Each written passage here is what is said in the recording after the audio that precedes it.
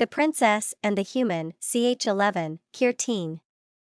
Silgvani shouted again in her normal voice. I knew that was you, Kamu Tuat. Instead of an answer, what became audible was laughter paired with the sound of someone running away.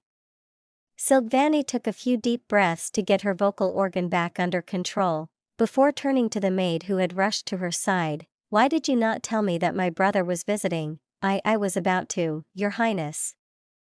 I didn't expect this, the princess sighed, you know how he is. What if I had been with a foreign diplomat? This could have been a disaster. At least tell me it's just him and not my parents as well. His and Her Majesty are, to my knowledge, still at the Sky Palace. Well, thank the first ones. It was still a couple of days until the ambassador of the Taistri was expected. If it was just her little brother, she could get him under control until then, even if it meant that she could forget the few calm days of recovery she had hoped for. She looked at the ceiling, at the contraption that had just given her the involuntary shower. It was surprisingly intricate, not at all what you would expect from a child.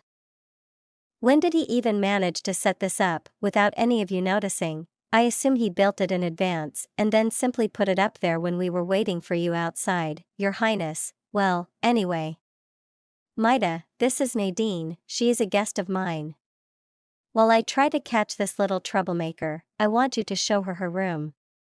Give her the one with the sturdiest bed. Maida cocked her head. Do you mean the biggest bed, Your Highness? I meant what I said.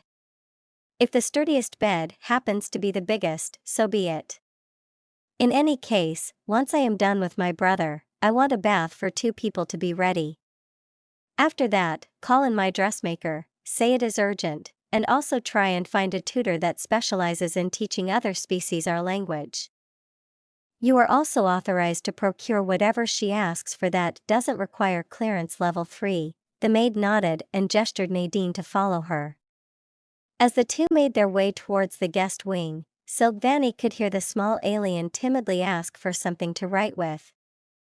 Day of my arrival, dear diary, I heard writing down your thought can help you process them. I hope it will. This is certainly not how I expected my awesome space adventure to go. Unfortunately, my first meeting with real aliens was plagued with 2 disasters at once. I have no idea what happened to the colony ship and there seems to be no way of contacting them. I hope Papa is alright. Honestly, when I first saw the dock, I got pretty scared. Their appearance is quite peculiar. Their carapace, if that is even the right term, reminds me of the back of a white shrimp. If I understood the dock correctly, it is some sort of soft-shell exoskeleton. Yeah, carapace is probably wrong. No idea what the term for that is. I don't even know what I would compare the rest of their features with.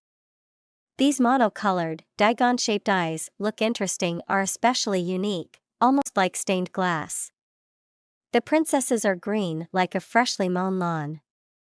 It's really soothing to look at them. The princess has been really nice to me. I'm really lucky that she was the one who found me. Today, she even invited me to bath with her. I could finally get clean. She was surprised to learn I could swim with my weight. Funny enough, because I never felt so light. I could probably do a backflip standing. She also called my appearance beautiful. All I could say in response was a joke about our age difference she didn't get. I at least assume she is older than me, going by the way she acts. This corner of their world is pretty warm. It's quite pleasant, considering I don't really have any clothes. I'm curious what the tailor is going to make me. He had a pretty professional air around him, but he also sometimes shouted weird words that didn't go through the translator, but by his demeanor, I assumed they were positive. Maybe like when a human artist gets inspiration?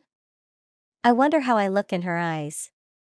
Perceiving someone as beautiful who looks so fundamentally different from you, like a cute kitten maybe, a cute kitten with murderous strength. I can't put into words how scared I am to touch anybody. Broken objects can at least be replaced. I didn't get much sleep on the ship. The bed they gave me is huge, bigger than my entire room back in our apartment. It looks so soft and comfy, I'm tired. But I'm scared to close my eyes.